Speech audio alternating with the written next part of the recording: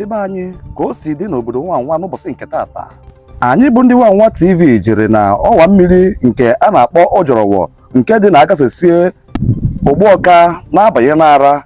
Anyị wee ruo ebe ahụ wee fụ na akwa mmiri Ojorowo dị ebe ahụ adịrọ mma iji anya wee fụ, n'ihi na ọnọdụ ya jọgburu udene wee sigbuo nkakwụ. Ebe ahụ ka ọtụtụ ndị mmadụ nọ na-anwụ maka ajọ ọnọdụ nke ya bụ ọkwa mmiri bụ briji Ojorowo. N'ezi anya efu na ọtụtụ ndị obodo ndị nke bụ ebe ahụ ka ha si na-ana na be ha riri nne, ndị dịka ndị Nara, Unataeze, ndị Mgburubu, ndị Nkerefi, ndị Nome, ndị Isu na ndị Ọhaọzara na ọtụtụ ndị ọzọ dị iche iche ndị na-esi ebe ahụ were aga.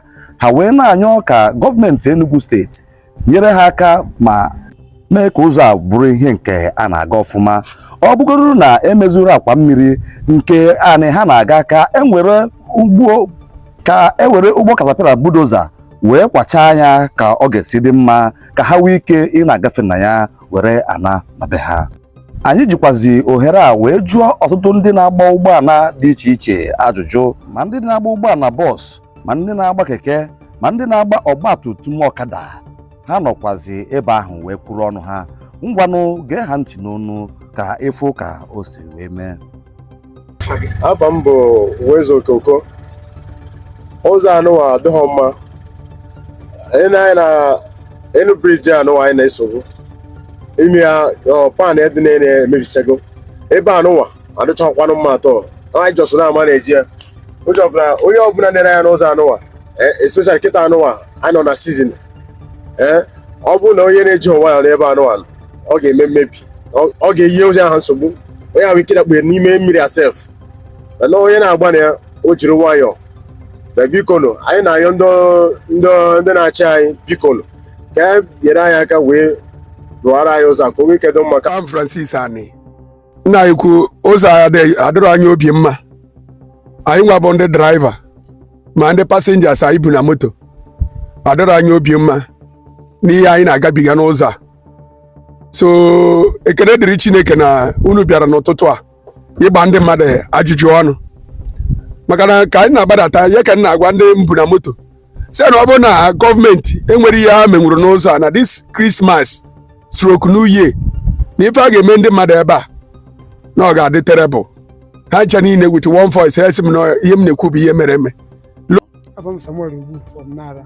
Biko ya na-enyekwa gọọmenti enyere anyị ka anyị na-anwụkwa anwụ n'ụzọ anwụkwara nwa anyị nwere nwoke anyị na-atakwa afọ anyị na-agba. Ebe a dịkwa njọ, a na-ekwa gọọmenti ebe nyere anyị aka bụ ụmụnne anyị nọchara n'ebe dị iche iche ga-abatakwa. Biko mgbe ga-abata ka ebe ụzọ ọ ga-eji nọtakwa Nara n'udo na ọnwụ. Afa m bụ Morrison Nnaji from Nara, Unataeze. Ụzọ a n'udu mmiri anyị ada aga ọ na-akọ ọtụ movement because ebe a niile na-abụ mmiri. Anyị na-ayọ gọọmenti ka ha bịa nyere anyị aka, ha bịa rụọrọ anyị ụzọ because na ebe a efuru etu a nri si na ya apụta, rice si na ya apụta, akpụ si na ya apụta, ụmụ ife oriri na-enyere ndụ aka mmadụ ji adị ndụ o si n'obodo a afta. Biko ha bịa nyere anyị aka, biko bịa rụọrọ anyị ụzọ a ka movement dịzie free, ka anyị wee sonyekwe n'ihe a na-eme asị ndị Naijiria. Ka anyị gbasịrị ndị na-anya ụgbọ ajụjụ ọnụ, ndị ihe obodo na-adị mma, ndozi obodo na-adị mma, ha pụtazikwa anyị wee jụkwa ha ajụjụ. Ha wee nọkwara ebe ahụ wee kwukwe uche ha ma nyọọ gọọmenti na-achị Enugu steeti ya na nke Nkanu East ayịyọ ka emee ya ka o nwee dị mma. Gee na ntị n'onu. Afa m bụ Chidozie Owusoye, ama agakwa ụzọ stadium. Ka isi wee fee Dị ọzọ enyere m ọṅụ chaa because ndị moto na-adanyechala ebe briji ahụ, briji mebiri ebe a na that briji a na-agbagbu nke pan ahụ ọ bịara gbakacha moto bịa ọtụnye na ya ụzọ ama agasị yuto moto ga-atụnye na ya ụzọ ama aga mere ndị moto ji tiechie onye ọbụla ji ọnwụ mgbawazie saịdị a mekchie ka mara ma ụzọ ga-adị saịdị a.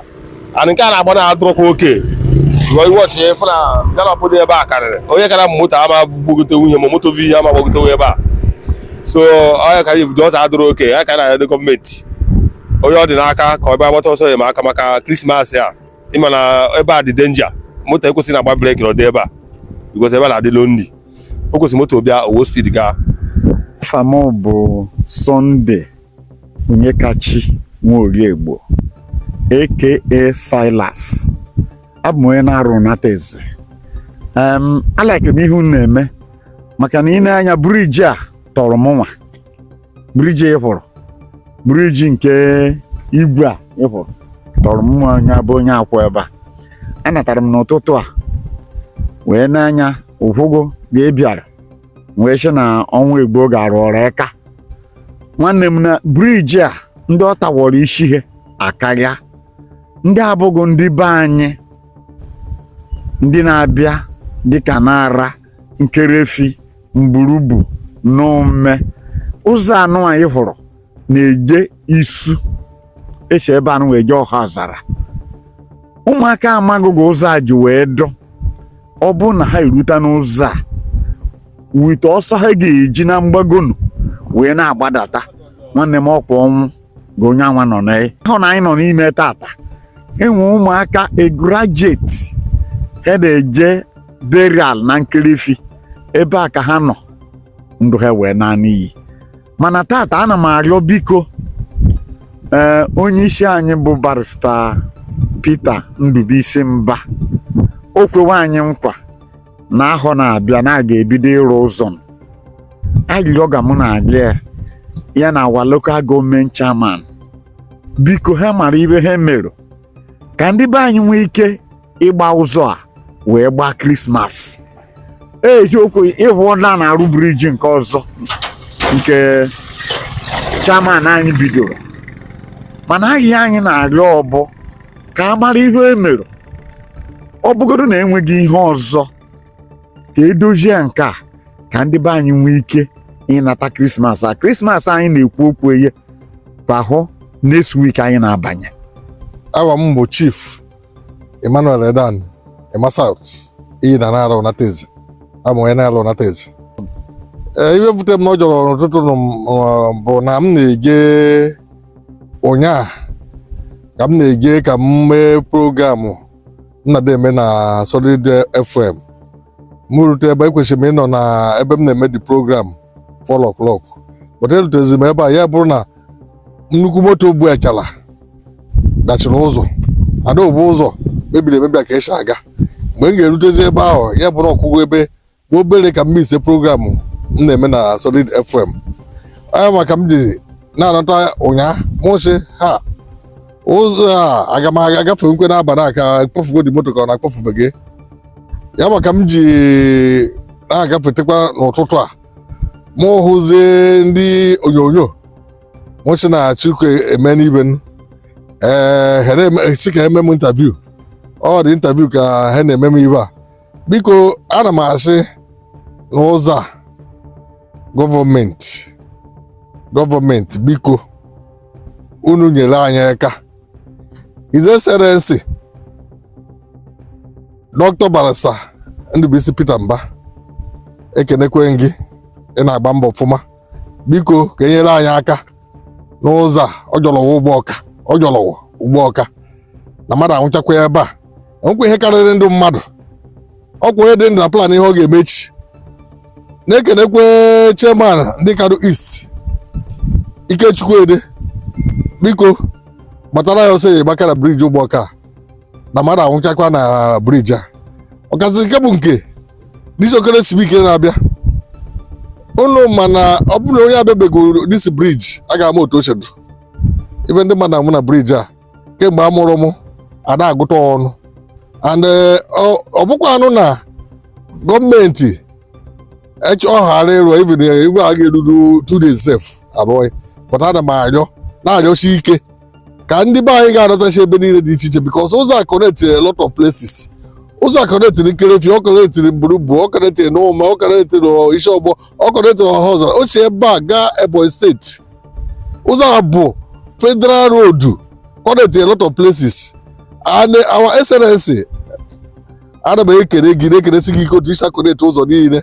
Mụnwa bịakwala hụ na flag road ụzọ off na ga-ebido ọrụ ụzọ a na January. But ka egodo anyị aka na briji a ka mmadụ ga-enwe ebe ndị mmadụ ga-agba because the bridge is very very dangerous. ma ndị ori ma ndị ama a na-anọ na briji a 24/7 because the area adịghị mma.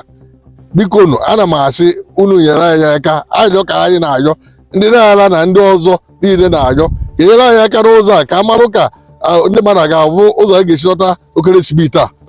Biko nụ. Biko Igbo na-atụ n'inu si na eme ọsịsọ emeghere ọdachi. Biko ka ndị ọdụ n'aka wee mara ihe mere ka o wee dị mma. Cheta na ọ bụ ndị Wawa TV na-enwetara unu akịka. Ngwa daalụnụ, deejenu, deemenụ, deeyonu.